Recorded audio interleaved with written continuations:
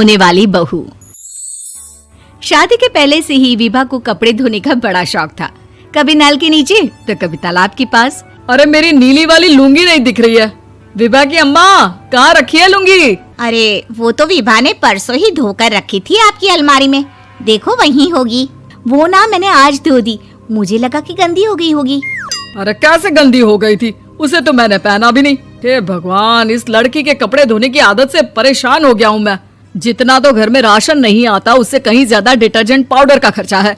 इसकी शादी करवा दो, शादी जाए अपने घर में ही करे काम, फिर चाहे घर के कपड़े धोने हो या पूरे गांव के। हाँ ठीक बोल रही हो, देखता हूँ मैं कोई लड़का। वो दिन भी आ जाता है जब विभा को देखने लड़के वाले आ जाते हैं। लड़की मुझे अच्छी लगी। होने वाली सास कहती है, बेटी अगर कुछ पूछना है तो पूछ लो। वैसे तो हमारी लड़की बहुत ही शर्मीली है, जो बोल दो वो मान लेती है, इसे क्या पूछना होगा। अरे कैसी बात कर रही हो माँ, मुझे इन लोगों के घर रहना है, सवाल तो कई है। हाँ हाँ बेटा, पूछ लो ना, क्या पूछना है।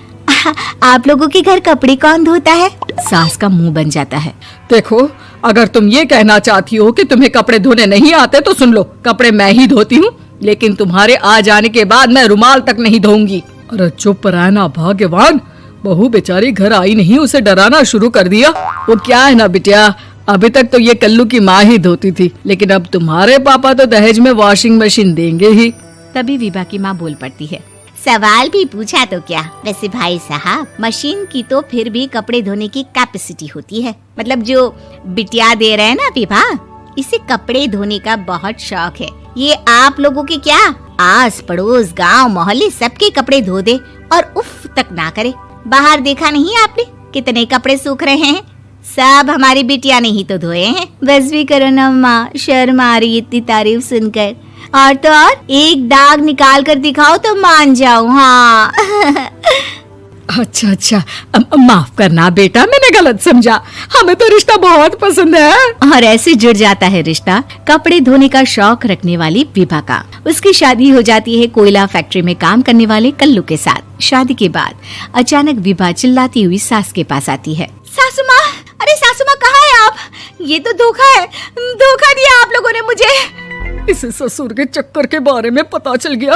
अरे तो उसमें तुझे क्यों धोखा मिला है? अरे नल में पानी नहीं आता, कपड़े कैसे कब धुलेंगे? अच्छा अच्छा, तू पानी नहीं आ रहा उसकी बात कर रही है। तो आपने क्या सोचा? कुछ नहीं। अच्छा, तेरी माँ ने कहा था कि कपड़े धोने का शौक है तुझे, याद आया मुझे। शौक शौक बोलकर कपड़े धोने वाले मेरे जुनून को कम ना आके सासू माँ, कपड़ा धोना मेरा गुरूर है। तभी पति भी वहाँ आ जाता है। अभी अभी मैंने इसे सनी देओल की फिल्म दिखाई है, उसी के डायलॉग मार रही है माँ। अच्छा सुन, साफ साफ बता रही हूँ, पानी सुबह 4 से 6 और शाम को 10 से 12 आता है, समझी? विभा टाइमिंग सुनकर हैरान हो जाती है। ये क्या भूतों का मोहल्ला है? सुबह 4 बजे उठकर कौन कपड़े धोता है? 4 बजे टंकी में पानी जाता है, फिर सारा दिन धोना ना, किसने मना किया? अरे कैसे बात कर रही हैं? 200 लीटर की टंकी में कितने कपड़े धो लूंगी मैं, सुबह ही उठ जाऊंगी मैं। अब क्या था, विभा सुबह 4 से लेकर रात के 12 बजे तक कपड़े ही धोती रहती। एक रोज सास पड़ोस से निकलकर कहीं जा रही होती है कि साथ वाली कहती है, हाँ कल्लू की माँ, जरा ये बताओ कि 2 साड़ी है, 2 ब्लाउज और एक पेटीकोट और एक नाड़े वाला लंबा कच्छा। हाँ तो? अरे तो क्या, कितना लोगी धुलाई ये बताओ। धोबन दिख रहे हैं हम क्या? हमारे पति सरकारी नौकरी से अभी अभी रिटायर हुए हैं और बेटा सुपरवाइजर है कोयला फैक्ट्री में। धोबन समझ रखा है हमें।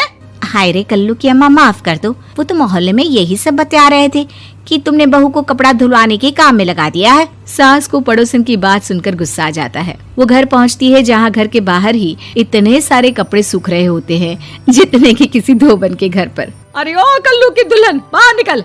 माँ जी यहीं आ जाओ, बाथरूम में चादर धो रहे हैं हम। अरे अभी हम धोते हैं, तुमको बाहर निकलो। ये आस पड़ोस वाले बोल रहे हैं कि हम बहू से कपड़े धुलवा धुलवा कर उसे कपड़ा धोने वाली बना दिए हैं।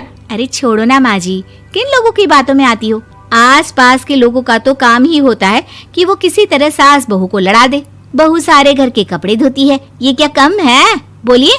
सास को भी लग जाता है कि वो बहू का ये सनकीपन नहीं छुड़वा सकती, इससे अच्छा है कि खुद ही चुप हो जाए।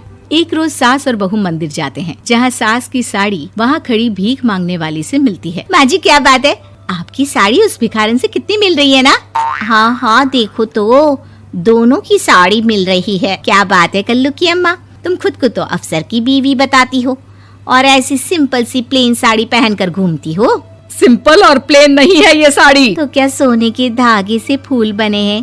कुछ भी सासू माँ, कुछ भी। हाँ, बने थे इस साड़ी में सोने के धागे से फूल। मेरे पति लेकर आए थे मद्रास से स्पेशली मेरे लिए 10,000 की।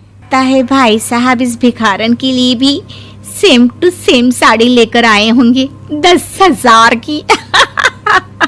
सास उस वक्त तो कुछ नहीं कहती, लेकिन बहू के साथ घर आती है और अलमारी से एल्बम निकाल कर लाती है। ये साड़ी देख रही है, ये वही साड़ी है जिसे मैंने अभी पहना था।